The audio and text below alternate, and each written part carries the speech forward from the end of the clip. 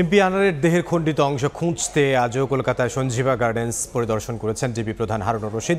এই মুহূর্তে সেখানে আছেন সহকর্মী সুব্রত আচার্য। সরাসরি যাব তার কাছে।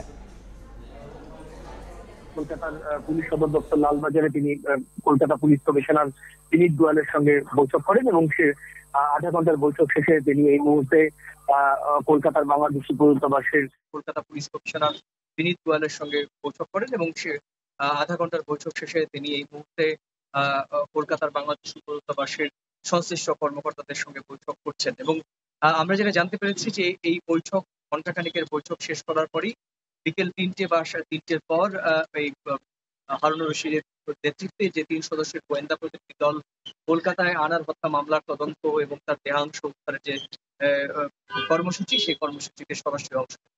এর মধ্যে জানিয়ে রাখি যে এখনো পর্যন্ত তদন্তের খুব একটা বেশি অগ্রগতি করতে পারেনি কলকাতার এই খুনের হত্যা মামলার দায়িত্বপ্রাপ্ত নিউটাউন থানার পুলিশ এবং সিআইডিও।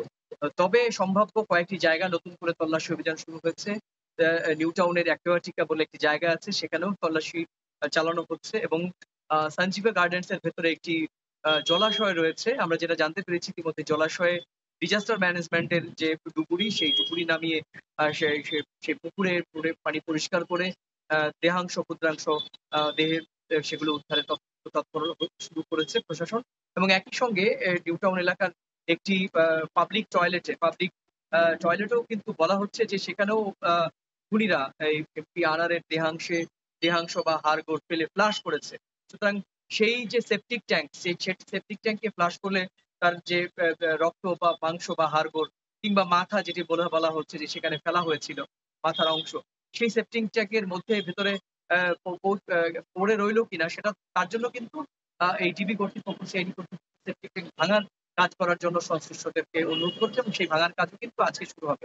তো সব মিলিয়ে ডিবি প্রধানের যে গুরুত্বপূর্ণ তৃতীয় দিনের অভিযান, সেটি অব্যাহত রয়েছে। সেই দিকে আমাদের সারাদিনই নজর ছিল এবং আগামীতেও নজর থাকবে। এই ছিল আমার কাছে এমপি আনার হত্যা মামলার এই যে তদন্ত প্রক্রিয়া সংক্রান্ত আমার কাছে থাকা সবশেষ তথ্য।